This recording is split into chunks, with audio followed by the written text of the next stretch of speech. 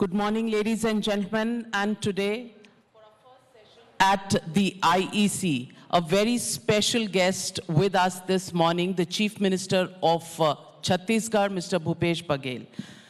बघेल साहब, आपने 27 महीने पहले कमान संभाली थी छत्तीसगढ़ की और इस दौरान कम से कम 12 महीने कोविड से लड़ने में निकल गए।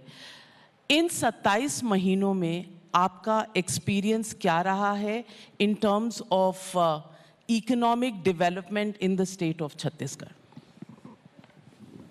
जहाँ तक कि मैंने जब सत्ता संभाली 17 दिसंबर 2018 और उसके ठीक 4 महीने बाद लोकसभा के चुनाव हुए, फिर हमारे यहाँ स्थानीय चुनाव भी हुए, नगरीय निकाय के, जिला पंचायत के सब चुनाव हुए और उसके बाद हम दूसरे बजट प्रस्तुत किए वैसे ही कोरोना का। लेकिन हमने जो रोड मैप बनाया उसका प्रभाव पूरे छत्तीसगढ़ में पड़ा और रोड मैप ये था कि सबसे पहले हमने किसानों के ऋण माफ़ किया। दूसरा हमने किया कि 2500 रुपये क्विंटल में धान खरीदी शुरू किया। बाद में भारत सरकार ने कहा कि आप बोनस दे रहे हैं इसलिए आपके चावल नहीं खरीदे जाएंगे FCI के माध्यम से। फिर हमने नेक्स्ट ईयर फिर 1815 पिछले साल 1815 रुपये प्रति क्विंटल के हिसाब से खरीदा, इस साल 1868 रुपये के हिसाब से खरीदा।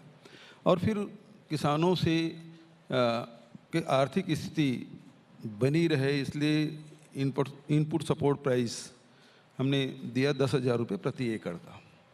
इससे स्थिति ये बनी कि किसानों के आर्थिक स्थिति में सुधार हुआ। न केवल किसानों की आर्थिक स्थिति बल्कि हमारे यहाँ 44% जंगल है और लगभग 13 लाख परिवार है जो तेंदुपत्ता और लघु वनोपज संग्रहण करते हैं। उसके भी पिछले वर्षों में केवल 7 लघु वनोपज ही खरीदे जाते थे, हमने बढ़ा कर 52 लघु वनोपज को सपोर्ट प्राइस में खरीदी शुरू किया। और तेंदुपत्ता की जहाँ तक की बात है, पिछले वर्षों में जो 2,500 रुपया प्रति मानक बोरा के दर से रहा उसको 4,000 बढ़ाया। तो न केवल हमने किसानों की आर्थिक स्थिति बल्कि जो जंगलों में रहने वाले हमारे आदिवासी भाई हैं उनके आर्थिक स्थिति का भी हमने ध्यान रखा। और मनरेगा भी हमने पिछले साल रिकॉर्ड मतलब 107% मनरेगा मजदूर से हमने काम लिया। तो ग्रामीण अर्थव्यवस्था को ज़बरदस्त हमने सपोर्ट किया और उसका परिणाम ये हुआ कि मंदी का असर हमारे छत्तीसगढ़ में नहीं हुआ। तो लोगों के अर्थव्यवस्था कैसे सुधरे ये हमारी चिंता रही, क्योंकि छत्तीसगढ़ किसानों का प्रदेश है। दूसरा ये है कि उनके शिक्षा और स्वास्थ्य के क्षेत्र में हम लोगों ने काम किया। स्वास्थ्य में आप देखेंगे मलेरिया में जहाँ 5.41% रहा प्रति 1,000 में, अब वो घट के 1.17% रह गया है। तो ये जो आंकड़े ये बता रहे हैं कि पहले जो मलेरिया के कारण से प्रभावित होते थे अब उसमें भारी कमी आई है। तो स्वास्थ्य के क्षेत्र में, शिक्षा के क्षेत्र में स्वामी आत्मानंद अंग्रेजी माध्यम स्कूल हमने शुरुआत की, उसका बहुत अच्छा प्रतिसाद मिल रहा है। तो ये लगातार छत्तीसगढ़ के लोगों के जीवन स्तर में बदलाव आए, इस दिशा में हम लोग काम कर रहे हैं। बघेल जी, सवाल ये उठता है कि हाल ही के समय में हमने देखा है कि कृषि कानूनों पर काफ़ी स्टेट्स और सेंटर के बीच में मतभेद रहे। मतभेद ही सिर्फ नहीं, दिल्ली की सड़कों पर हमने जो वाक़ये देखे हैं शायद इस देश में ये देखने नहीं चाहिए थे। जो 26 जनवरी को हुआ रेड फोर्ट पर, ये शायद नहीं होना चाहिए था। जहाँ तक कृषि कानूनों का सवाल है, मैं आपसे पूछना चाहती हूँ कि आप एक नई पीढ़ी के नेता हैं और मुख्यमंत्री हैं। कब तक हम सब्सिडी के मॉडल पर किसानों को एक ही क्रॉप, चाहे वो गेहूं हो या चावल हो, जिस स्टेट में जो उग रहा है, हम उसी पर ध्यान देते रहेंगे? कब तक हम मिडलमैन के चुंगल में रहेंगे, आढ़तियों के चुंगल में रहेंगे? क्या इस पर एक मॉडर्न आउटलुक, एक नई तरह से सोच विचार करने का समय नहीं आ गया है? क्योंकि अगर आप पंजाब की बात लें तो पंजाब में वैज्ञानिकों का कहना है कि वाटर टेबल घटता जा रहा है, लेकिन वहाँ जो क्रॉपिंग पैटर्न का जो एम्फोसिस है, चाहे गेहूं पर या चावल पर, वो और भी इस वाटर टेबल को खराब कर रहा है। लेकिन अगर हम वैज्ञानिक तरीके से नए कानूनों की बात करते हैं तो इस पर पॉलिटिकल ऑपोजिशन बहुत होता है। इकोनॉमिक इश्यूज पर राजनीति क्यों होती है? क्या ये सिर्फ इस पर निर्भर है कि एक नेशनल पार्टी है भारतीय जनता पार्टी और दूसरी नेशनल पार्टी है इंडियन नेशनल कांग्रेस, इसलिए इनको ऑपोजिट आइडियोलॉजी अपनानी ही है, इसी पर निर्भर करता है? बहुत अच्छा सवाल आपने किया, इसके लिए मैं आपको धन्यवाद दूंगा। थोड़ा सा हम लोग पीछे चलें। जब देश आज़ाद हुआ था और 70 के दशक तक की स्थिति ये थी कि देश में राशन की, अनाज की भारी किल्लत रही है और हमको अमेरिका के सामने हाथ फैलाना पड़ा था। वो दौर था जब हम अपने लोगों को राशन उपलब्ध नहीं करा पाते थे। उस समय इंदिरा जी ने हरित क्रांति का आह्वान किया। देश के किसानों ने उस चुनौती को स्वीकार करते हुए आज अनाज इतना उत्पादन कर दिए हैं कि 3 साल तक यदि सूखा पड़ जाए तो पर भी हिंदुस्तान के लोगों को अनाज की कमी नहीं होगी। ये किसानों ने कर दिखाया। अब इसमें आज जब उत्पादन बढ़ गया है तो ये क्या दोष किसानों का है? यदि आप जो सब्सिडी की बात कर रहे हैं, सब्सिडी इसलिए देना पड़ता है कि आपको आम जनता के, आपके जो गृहस्थ की जो व्यवस्था है, अर्थव्यवस्था है, वो ना बिगड़े। यदि आज चावल हम 3 रुपये हम दे रहे हैं, 1 रुपया प्रति किलो के हिसाब से दे रहे हैं, गरीबों तक पहुँचे। स्थिति तो ये आई थी कि लोग आम की गुठली खा के जीवन यापन कर रहे थे, तो सरकार की जिम्मेदारी है उन लोगों तक के राशन पहुँचाए। उनका हक है, भोजन का अधिकार है, तो इस कारण से सब्सिडी देनी पड़ती है। दूसरी बात ये है, क्या सब्सिडी केवल किसानों को दिया जाता है? क्या जितने उद्योग एनपीए हुए हैं पिछले सालों में, हजारों नहीं 1.5-2 लाख करोड़ रुपया उद्योगपतियों को का ऋण माफ़ नहीं किया? और किसानों के यदि ऋण माफ़ी की बात आती है, सहयोग की बात आती है, तो सब लोग उठ खड़े होते हैं। दूसरी बात ये, यदि किसान मांग क्या कर रहे हैं? भारत सरकार ने मिनिमम सपोर्ट प्राइस घोषित किया, हमारे अनाज उस सपोर्ट प्राइस में खरीदिए, उसकी व्यवस्था करिए।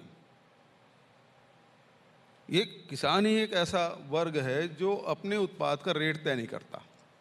बजट सारे लोग अपने उत्पाद का रेट तय करते हैं, क्योंकि यदि उस प्रकार से हो तो ये इकोनॉमिक आप शुरू से उस प्रकार की व्यवस्था करके रखे हैं कि राशन कम से कम सस्ता मिले आपकी गृहस्थी चलाने के लिए। तो इसलिए इसको लगातार उसको एक समय था ले भी लेते थे। जब अनाज कम हुआ था तो किसानों के यहाँ से जबरिया उसके खलिहान से, उसके घर से अनाज सरकार निकाल लेती थी। आज जब ज़्यादा हो गया तो आपको अब व्यवस्था ये करना चाहिए कि ये जो अनाज है उसका उपयोग क्या है। केवल भोजन के लिए ही नहीं बल्कि दूसरी चीज़ों में भी इसका उपयोग हो सकता है, चाहे स्टार्च बनाने में, चाहे इथेनॉल बनाने में, चाहे और दूसरी चीज़ें बनाने में। तो उस दिशा में बढ़ाना चाहिए, लेकिन भारत सरकार उसमें भी रोक लगा कर रखी है। हमने पत्र लिखा कि हमको इथेनॉल बनाने की अनुमति दी जाए। हमारे पास सरप्लस पैडी है और सरप्लस पैडी करें क्या? जैसे इस साल हमने रिकॉर्ड धान खरीदी किया 21 साल के में, 21वां साल है हमारे छत्तीसगढ़ का, और इसमें हमने 92 लाख मीट्रिक टन धान खरीदा। मतलब किसानों के जो हमारे रजिस्टर्ड किसान थे 21,53,000, उसमें से 20,50,000 लोगों का हमने धान खरीदा। मतलब लगभग 95.4% किसानों का हमने धान खरीदा। तो धान, अब भारत सरकार कहती है हम एफसीआई में चावल नहीं लेंगे। हमको कह दिया गया कि 24 लाख मीट्रिक टन ही चावल हम आपके लेंगे, जबकि पहले सहमति बनी थी 60 लाख मीट्रिक टन का। अब जो धान बचेगा उसका हम करें क्या? या तो मार्केट में बेचें या सड़ता हुआ छोड़ दें, या फिर दूसरा अल्टरनेटिव है कि उसका इथेनॉल बना दें। आज बायोडीजल की, बायोफ्यूल की सब पूरे दुनिया में डिमांड है। यदि उस दिशा में बढ़ना चाहते हैं तो उसमें भी भारत सरकार रोक लगा कि आपको अनुमति नहीं दी जाती। तो आपको यदि सरप्लस अनाज है तो उसके अल्टरनेटिव आपकी व्यवस्था करनी चाहिए। किसानों का ये दोष बिल्कुल नहीं है। किसानों ने चुनौती स्वीकार की कि देश के लिए अनाज उत्पादन करे और उन्होंने करके दिखा दिया, वैज्ञानिकों के सहयोग से, किसानों की मेहनत से ये संभव हुआ। बघेल साहब, आपने बात की कि पीछे ले जाता हूं और बताता हूं कि इंडिपेंडेंस के समय से कैसे हमारे यहाँ फूड ग्रेन की शॉर्टेज थी।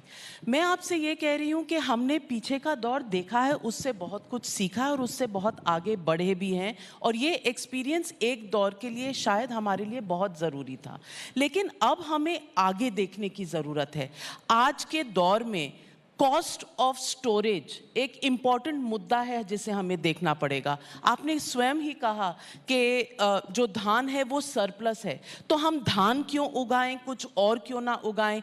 ये एजुकेशन किसान को देना भी तो किसी सरकार का दायित्व बनता है। ये स्टेट गवर्नमेंट कहे कि मेरा दायित्व है या सेंट्रल गवर्नमेंट कहे कि मेरा दायित्व है, ये राजनीति में बात दबकर रह जाती है। इशू ये है कि ना हम अपने किसान को मॉडर्नाइज कर रहे हैं सोचने के लिए कि आप वीट राइस कल्टीवेशन से निकलकर आगे जाएं।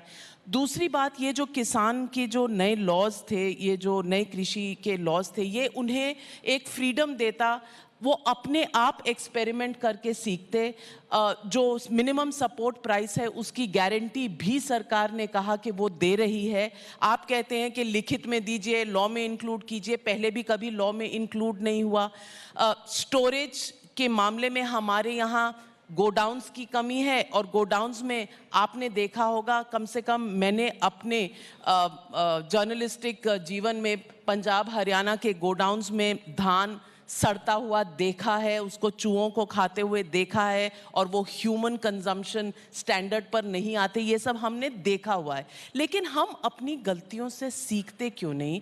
मैं आपसे आज एक पॉलिटिशियन के नाते नहीं, एक भारतीय नागरिक के नाते पूछना चाहती हूँ कि क्या इस पर सभी स्टेट्स, सेंटर, सभी पॉलिटिकल पार्टीज को एकजुट होकर सोचने की ज़रूरत नहीं है? डायरेक्ट बेनिफिट ट्रांसफ़र करिए अगर सब्सिडी की ज़रूरत है और कंजम्पशन स्टैंडर्ड्स बचानी है फैमिलीज़ की।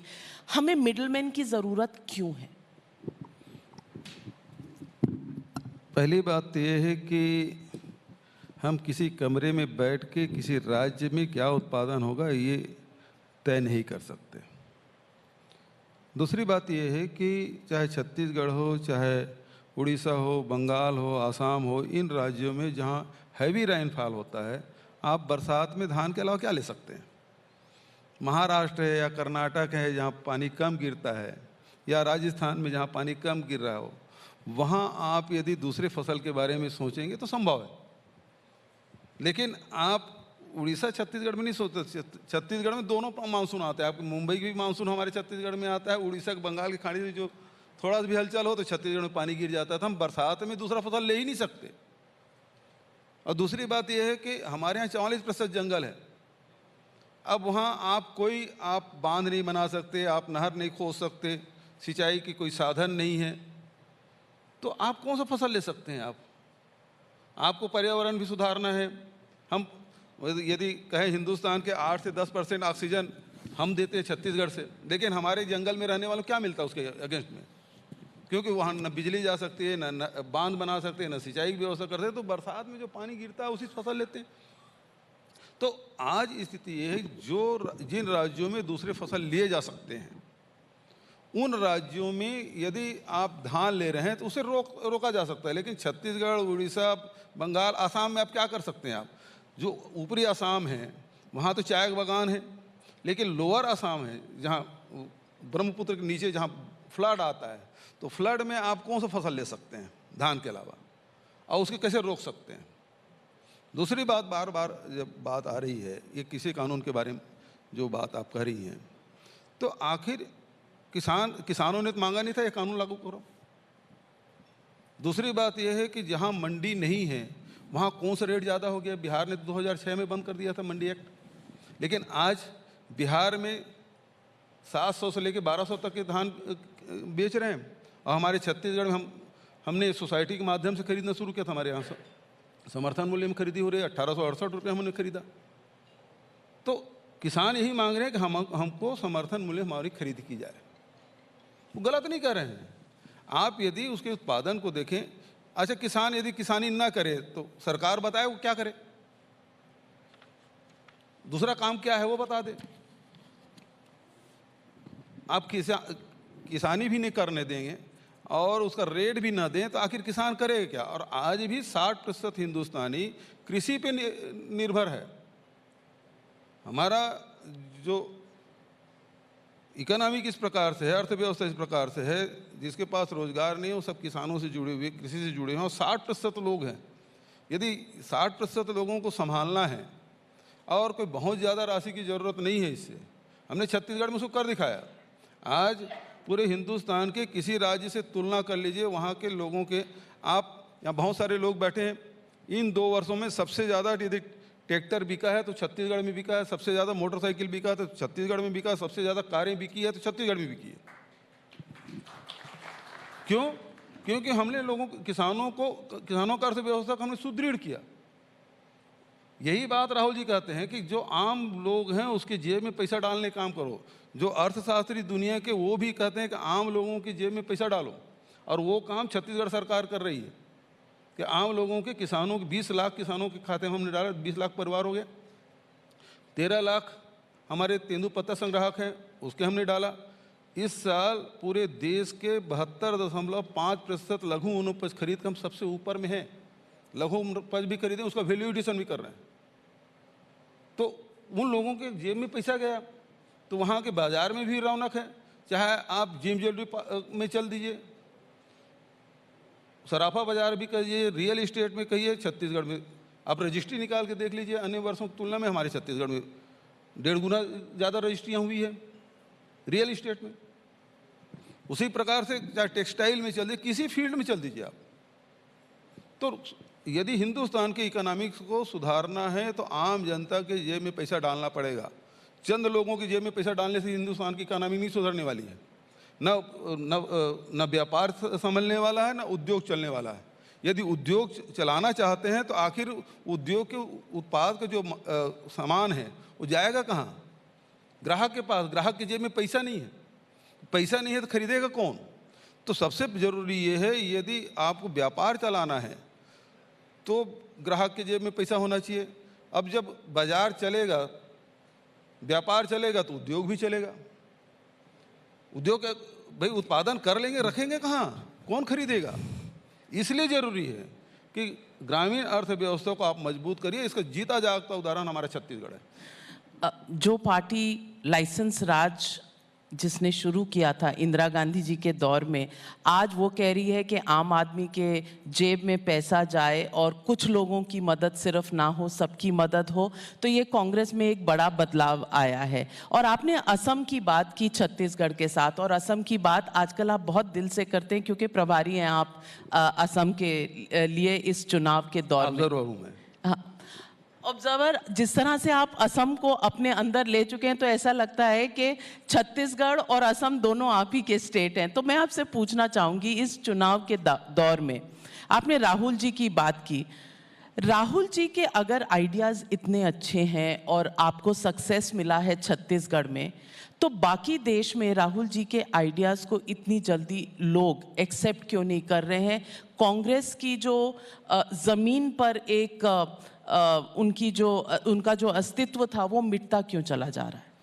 देखिए, जब आप यदि चुनाव करें, केवल यदि अर्थव्यवस्था के आधार पर चुनाव करेंगे तो लोग दूसरों से तुलना करेंगे।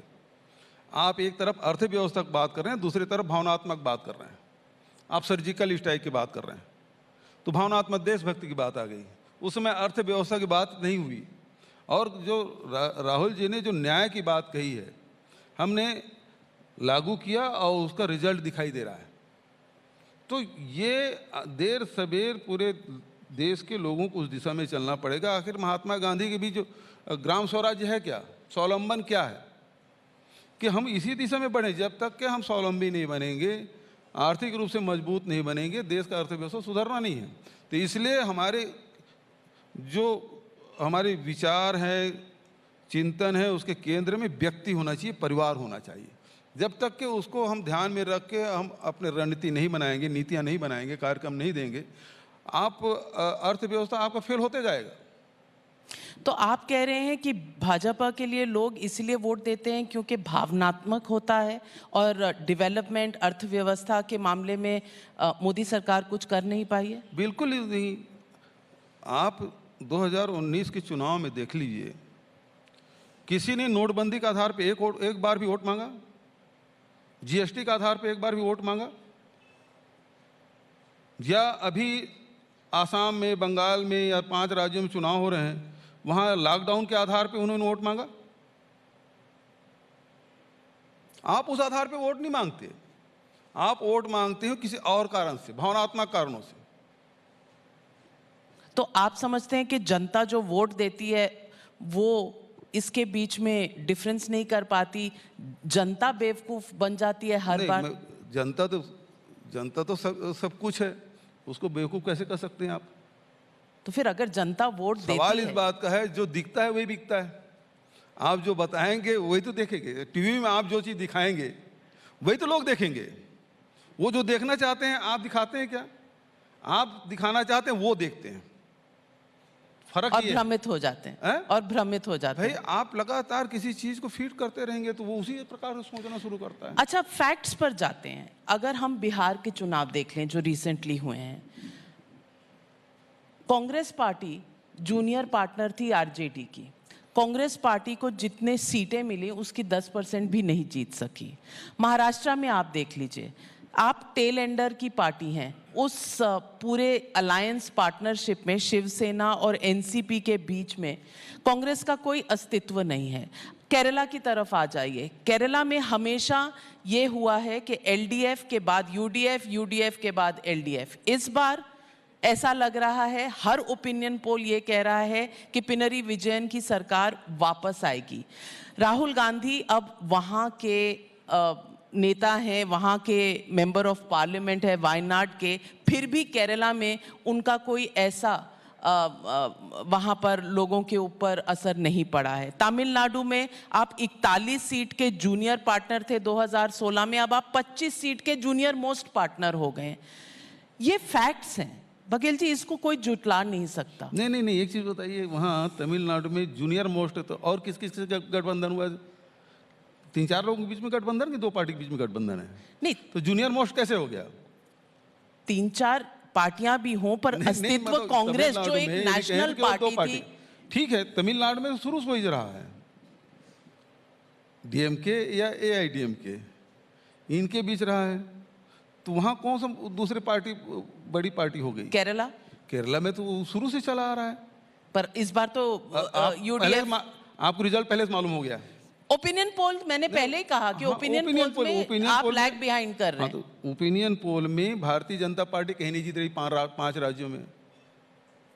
ना आसाम में जीत रही है, ना बंगाल में जीत रही है, ना साउथ में करे 2-2 बार। बंगाल में भी आप कांग्रेस का हाल देख लीजिए, आपको आईएसएफ का सपोर्ट लेना पड़ता है। केरला में आप लेफ्ट के खिलाफ लड़ते हैं, बंगाल में लेफ्ट की लाठी लेकर चलते हैं।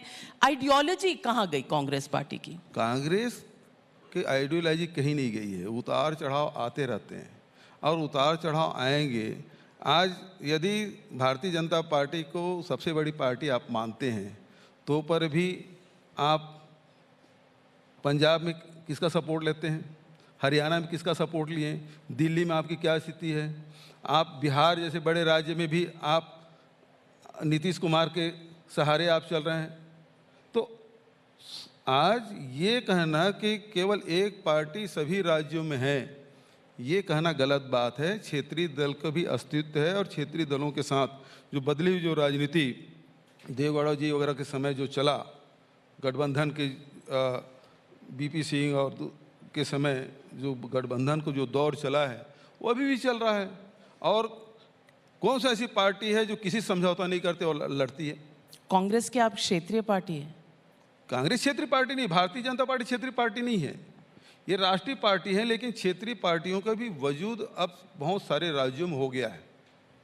दिल्ली राजधानी में भी आप देखिए क्षेत्रीय पार्टी है।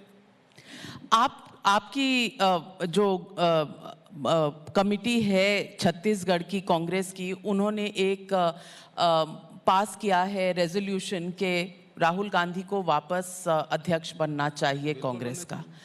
मैं आपसे पूछ रही हूं कि अगर राहुल गांधी जी को इतने अवसर दिए गए हैं और पार्टी में या उनकी इच्छा में कोई फर्क नहीं हुआ, वो हमेशा ऐसा लगता है कि भागना चाहते हैं अध्यक्षता की पोजीशन से, तो क्या किसी और को ये कार्यभार संभालने की अनुमति नहीं है? G23 भी कह रही है आपके अपनी पार्टी में ही कि भाई आप लाइए एक ऐसा परफॉर्मर जो पार्टी का अस्तित्व वापस खड़ा कर सके। क्या उनकी ये मांग जो है नाजायज है?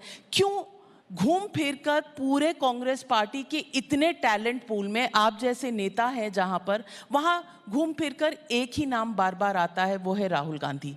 डेमोक्रेसी में और कोई किसी को चांस देने का आपके पास इजाजत ही नहीं है? पहली बात तो ये है कि राहुल गांधी जी के अध्यक्षता में एक बार चुनाव लड़े और चुनाव लड़ने के बाद हम बुरी तरह से पराजित हुए। पराजित होने की सारी जिम्मेदारी लोग दूसरों पे थोपते हैं। राहुल गांधी जी ने इसे स्वीकार किया और इस्तीफा दिया। उन्होंने कहा आप जिसको चाहें आप चुन लें। ये तो कांग्रेस पार्टी पर आए, राहुल गांधी पे तो नहीं। राहुल गांधी ने कहा आप तो अध्यक्ष जिसको बनाना बना लीजिए, गांधी परिवार से बाहर बना लीजिए।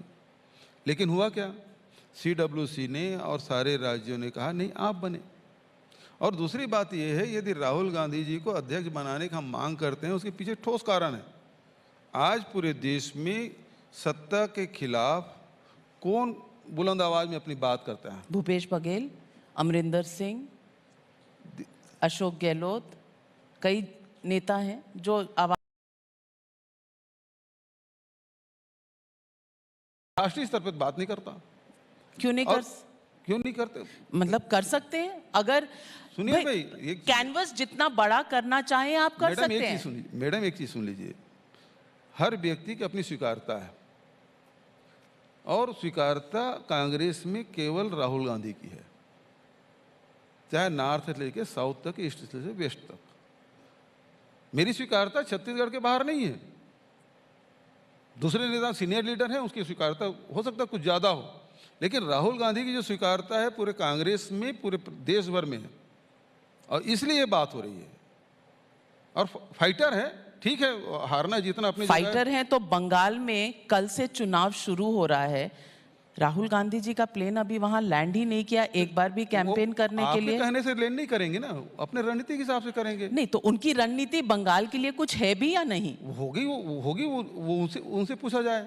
मैं सवाल जो उठा, नहीं आप मुझसे पूछ रही हैं उसकी रणनीति क्या है, वो मैं कैसे बता सकता हूं? मैं आपसे सवाल पूछ रही हूं कि आपकी पार्टी सीरियस चुनाव लड़ने में, जीते या हारी ये तो मई 2 तारीख को पता चलेगा, लेकिन लोगों के अपेक्षा ये रहती है कि कम से कम लड़े, जी भर कर लड़े, कम से कम एक ऑपोजिशन दें, क्योंकि ऑपोजिशन का एक बहुत दुरुस्त रोल रहा है इस देश में और आगे भी रहना चाहिए। To give up without a fight is something people are asking. हम पूरी ताकत के साथ लड़ रहे हैं। जो लोग कहते थे असम में तो कुछ भी नहीं है, आज स्थिति है कि हम सरकार बनाने जा रहे हैं और भारतीय जनता पार्टी से छीनेंगे उस स्टेट को। तो आप कहते हैं सीरियसनेस कैसे नहीं है? दूसरी बात यह है, सत्ताधारी पार्टी है, 5 साल से पूरे बंगाल में मेहनत कर रहे हैं, उसके बाद भी बंगाल आप जीतने नहीं जा रहे हो। पूरा मंत्रिमंडल वहाँ लगा हुआ है, केंद्रीय मंत्रिमंडल, लेकिन आप जीतने नहीं जा रहे हो। केरल में आपकी वजूद नहीं है, आप तमिलनाडु हारने वाले हैं।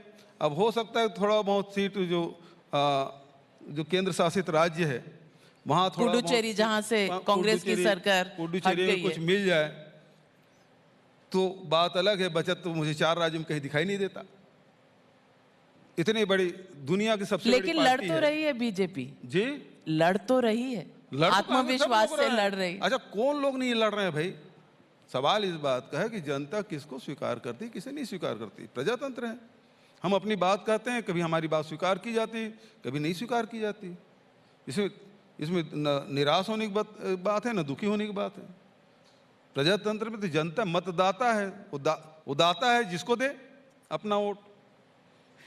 भूपेश बघेल जी, राजनीति पर चर्चा कर अच्छा लगा, लेकिन आज ये इकोनॉमिक कॉन्क्लेव है, तो इस पर जाते जाते आपसे एक सवाल ये पूछूंगी कि हम चर्चा कर रहे हैं कि अगले दशक में हम किन राज्यों को देख रहे हैं जो अपना एक स्थान बनाएंगी देश की इकोनॉमी में? आपने इकोनॉमी पर चर्चा की। मैं आपसे पूछना चाहती हूं कि अगले दशक में रिफॉर्म, परफॉर्म, ट्रांसफॉर्म जो हमारा एक स्लोगन है, इस स्लोगन को आप असलियत में कैसे बदलेंगे? देखिए, वो राज्य जो ग्रामीण अर्थव्यवस्था को मजबूत करे, रूरल इंडस्ट्री पार्क लगाए, वैल्यू एडिशन करे, चाहे माइनर फॉरेस्ट प्रोड्यूस की बात हो, चाहे औषधि में बात हो, चाहे वो ग्रेन्स में भी हो, यदि उसका आप उस दिशा में आप काम करेंगे तो लोगों का आय भी बढ़ेगी और नए उद्योग भी लगेंगे और उद्योग के साथ साथ लोगों को रोजगार भी मिलेगा और देश की भी इकोनॉमी में सुधार होगा। तो ये जब तक कि हम लोग नहीं करेंगे तब तक की बात नहीं बनेगी। कोर सेक्टर में हमने बहुत स्टील उत्पादन कर लिया, पावर सेक्टर में हम लोग बहुत काम कर लिए, लेकिन उसमें सिचुएशन आ चुका है। तो लेकिन ये जो सेक्टर है उसमें काम करने की ज़रूरत है, जहाँ रोज़गार मिलेंगे लोगों को और अवसर मिलेंगे और अर्थव्यवस्था में योगदान देंगे। बघेल जी, हमेशा एक पॉलिटिकल रिपोर्टर की एक इच्छा होती है कि एक ऐसा पॉलिटिकल सवाल आपसे पूछा जाए जिससे एक हेडलाइन सी बने। तो मैं आपसे सवाल पूछूंगी कि महाराष्ट्र में जो चल रहा है, 100 करोड़ की एक डिपार्टमेंट पर एक्सटॉर्शन चार्ज, और ये वहाँ के पुलिस कमिश्नर ने एक चिट्ठी में कहा है, और वो पुलिस कमिश्नर चुना भी इसी सरकार द्वारा गया था जो महाविकास अघाड़ी है। लोग अब कह रहे हैं कि ये महाविकास अघाड़ी नहीं है, ये महावसूली अघाड़ी है। आपने कहा राहुल जी हमेशा चिंता करते हैं कि आम आदमी के जेब में पैसा हो, आम आदमी की तरक्की हो। इस तरह के एक्सटॉर्शन और 100 करोड़ से मेरे ख्याल से आम आदमी का तो कोई भला नहीं हो रहा, सिर्फ सरकार में कुछ राजनेताओं का भला हो रहा है। इस पर कांग्रेस की अपने क्या विचार हैं? क्या कांग्रेस इस अनहोली अलायंस को कंटिन्यू करेगी और बाकी देश भर में उपदेश देगी कि जो बीजेपी कर रही है वो गलत है, हम वैसा नहीं करते, लेकिन जब समय आएगा तो आप भी वही करेंगे जो आप दूसरों को अक्यूज करते हैं? पहली बात तो है कि जब भारतीय जनता पार्टी को नेता इस सीट पे बैठे ना, तो उससे जरूर इस बात को पूछ लीजिएगा कि केवल विपक्षी राज्यों में ही आईटी, ईडी, सीबीआई की छापे क्यों पड़ते हैं? उन राज्यों में क्यों नहीं पड़ते जहां भारतीय जनता पार्टी या उसके अलायंस के लोग शासन कर रहे हैं? नंबर एक।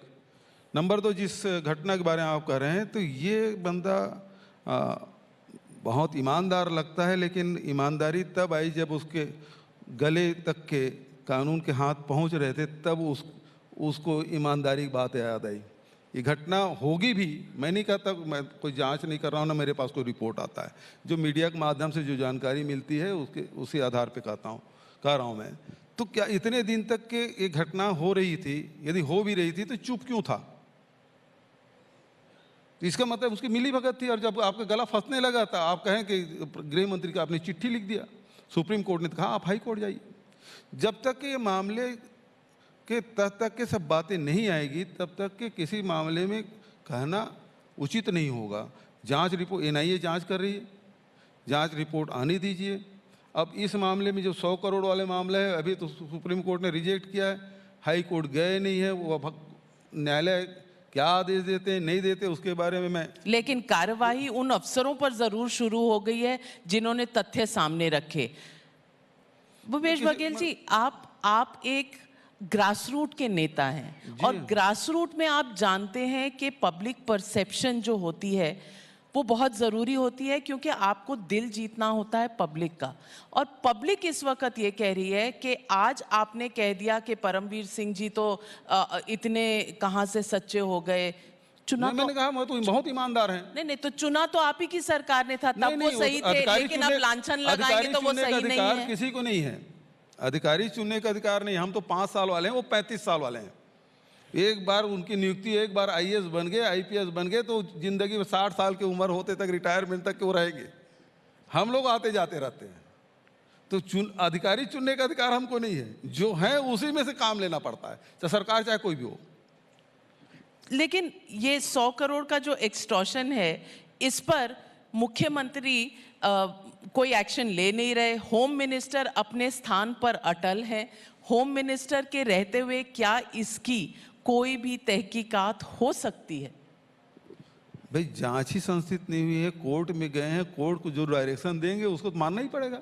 तो तब तक एविडेंस होम मिनिस्टर अपनी जगह रहकर डिस्ट्रॉय करना चाहे तो कर सकते हैं, समय है उनके पास। एनआईए है, सारे फोर्सेस आपके पास हैं, आप कर लीजिए, कहाँ रोक रहे हैं? लेकिन मेरा सवाल ये है कि उन्हीं राज्यों में क्यों होता है सब चीजें जहां विपक्ष की सरकारें हैं।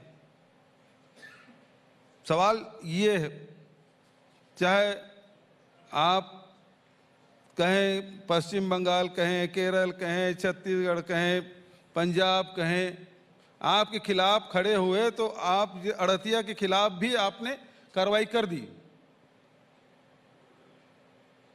क्योंकि आंदोलन अड़तियों का है। तो स्टेट्स ने भी कई ने पास कर दिया है रूल के सीबीआई हमारे लैंड पर आ नहीं सकती। ये कॉन्फ्रंटेशन की राजनीति क्या has it become something that we'll have to accept in the future? देखिए, जब दुरुपयोग होना शुरू हो तो ये करना ही पड़ेगा। और जहाँ तक छत्तीसगढ़ की बात है, ये हमारी सरकार ने, पिछली सरकार ने किया था रोकने का काम। मेरी सरकार आने के बाद तो मैं केवल ये है कि भारत सरकार की गजट नोटिफिकेशन नहीं हुआ है, राज्य में 2012 हो गया था, तो वो नोटिफाइड कर दीजिए, बस इतना मैंने किया था। नंबर 2, आखिर एनआईए का उपयोग, हालांकि ये बात सही है कि यूपीए सरकार में ही वो एक्ट बना, लेकिन किस प्रकार से उपयोग हो रहा है वो पूरा देश देख रहा है। जैसे छत्तीसगढ़ में जीरम घाटी की घटना घटी, जीरम में हमारे 29 नेता और जवान शहीद हुए थे, हमारे छत्तीसगढ़ के कांग्रेस के प्रथम पंक्ति के नेता शहीद हुए थे। एनआईए ने जांच रिपोर्ट दी, फाइनल रिपोर्ट सबमिट कर दी, कुछ नहीं आया। एक साधारण इंस्पेक्टर भी जांच करता तो ज़्यादा बेहतर जांच करता, लेकिन अब हम उसे कहते हैं कि हमको वापस दे दीजिए जांच, हम खुद जांच करना चाहते हैं, भारत सरकार नहीं दे रही है। तो ये इस प्रकार की बातें हैं जो दुरुपयोग हो रहा है सेंट्रल से इन एजेंसियों का, वो बेहद दुखदाई भी है। Well, politics over economics or economics over politics, what do people want in states?